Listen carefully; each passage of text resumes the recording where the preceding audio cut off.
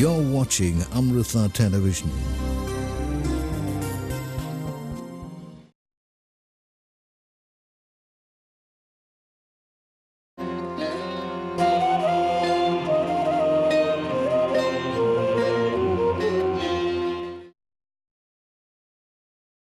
ഞാൻ ചെയ്യുന്നു എന്ന ഭാവത്തിൽ ചെയ്യുന്ന സകല കർമ്മങ്ങളും പാപങ്ങൾ തന്നെയാണ് എന്നാണ് അമ്മയെപ്പോലുള്ള മഹാത്മാക്കളെല്ലാം നമ്മളെ പഠിപ്പിക്കുന്നത്.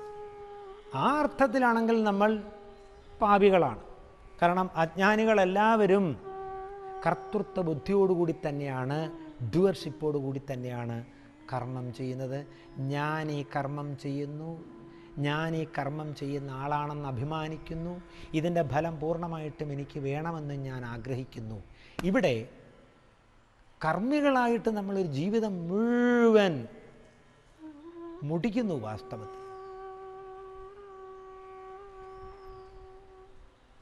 കേവല കർമ്മം അത് ഭഗവാൻ കൃഷ്ണൻ തന്നെ പറയുന്നുണ്ട്.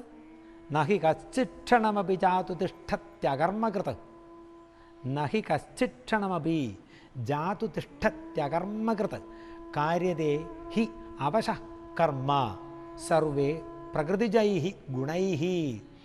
പ്രകൃതി ഗുണങ്ങളാൽ, സത്വരജസ് തമോ ഗുണങ്ങളാൽ പ്രേരിതരായിട്ട് നിസ്സഹായരായിട്ട് സകല പ്രാണികളും കർമ്മം ചെയ്തുകൊണ്ട് തന്നെ ഇരിക്കുന്നു. അർജുന, കർമ്മം ആർക്കും ഒഴിവാക്കാൻ സാധിക്കത്തില്ല.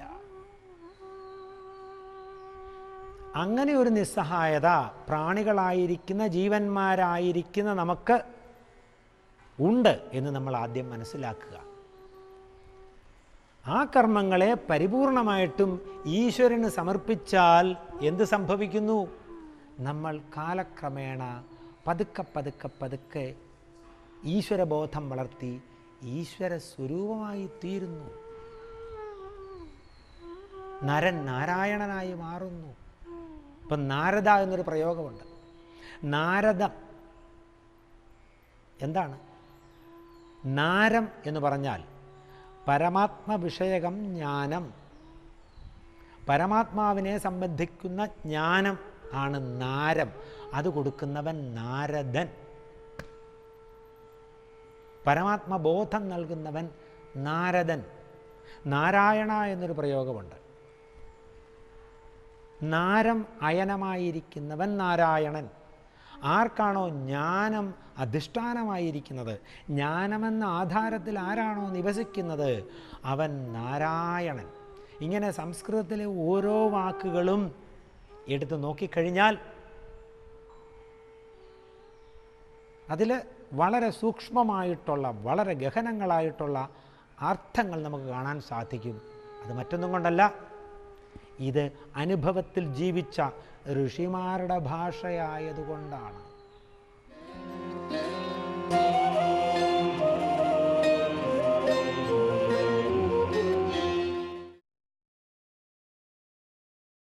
ഭോഗേ രോഗഭയം. ഭോഗികൾക്ക് രോഗം ഭയാനകമാണ്.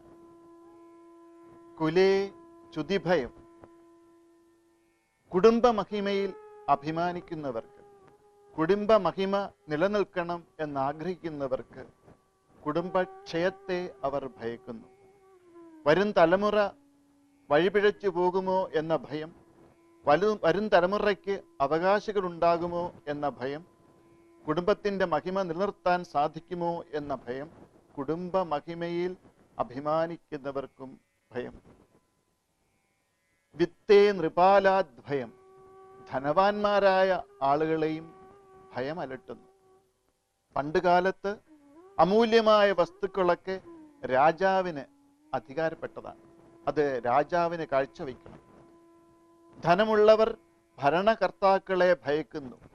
കരമൊടുക്കണം, ടാക്സ് കൊടുക്കണം. ഇപ്പോൾ ഭരണാധികാരികളെ ധനവാന്മാർ ഭയക്കുന്നു. കള്ളന്മാർ മോഷ്ടിച്ചു കൊണ്ടുപോകുമോ എന്ന ഭയം, സുഹൃത്തുക്കൾ ചോദിക്കുമോ എന്ന ഭയം. അപ്പോൾ ധനവും ഭയത്തിന് കാരണമാകുന്നു. മാനേ ദൈന്യഭയം. അഭിമാനികളായ ആളുകൾ അപമാനിതരാകുമോ എന്ന ഭയം. അഭിമാനിക്കുന്ന ആളുകൾക്ക് അപമാനം സ്വീകരിക്കാൻ സാധിക്കില്ല. തൻ്റെ സ്ഥാനമാനങ്ങളിൽ നിന്ന് കിട്ടുന്ന ആദരവ് എപ്പോഴും കിട്ടിയെന്ന് വരില്ല. ഇപ്പോൾ കിട്ടുന്ന ആദരവ് പിന്നീട് നഷ്ടമായെന്ന് വരും. അതുകൊണ്ട് അഭിമാനികൾക്കും സ്ഥാനമാനങ്ങളിൽ അഭിമാനിക്കുന്നവർക്കും ഭയമുണ്ടാകുന്നു. മാനി ദൈന്യ ഭയം. പക്ഷെ ഒരു യാചകന് ആ ഭയമില്ല. അവനറിയാം തനിക്ക് ഇവിടെ നിന്നും ആദരവ് കിട്ടാൻ പോകുന്നില്ല.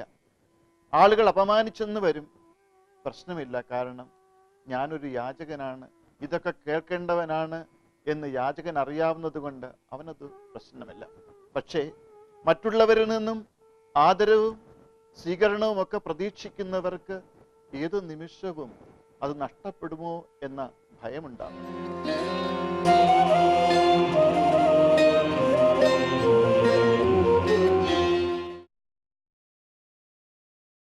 Faith is such a beautiful thing that it can create miracles everywhere. No matter where you are in the world, the grace of a perfect master can find you.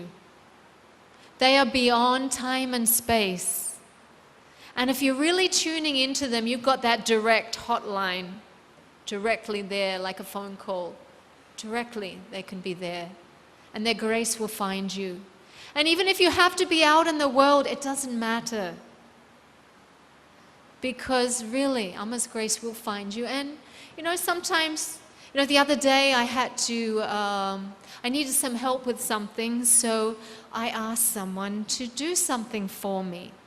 And it was an ashram person, and in the end, they weren't able to do it. So I thought, okay, the next day it wasn't done, and I was trying to help someone else, so I was hesitant to ask Mother something because I'm not always so fluent, and I didn't want to waste her time during the darshan when she's seeing so many people, so I wanted someone that was fluent to ask this question for someone else. So they didn't, so I thought the next day I just went and did it myself.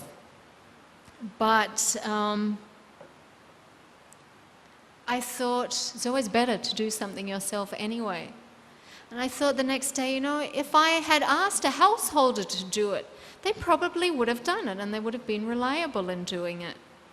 So don't think that only single people living in an ashram are receiving that grace from the divine. No matter where you are, you're busy working in an office every day, it doesn't matter. You can be a more reliable, sincere, honest, compassionate human being than sometimes us living in the ashram, who can be totally self-centered and selfish. Sometimes we're just so caught up in us and what we have to do in our own life that you forget about other people out there in the world when you've got to think about your family and work, how to earn a living. It's like God's grace is full of compassion. Undoubtedly, grace will find you.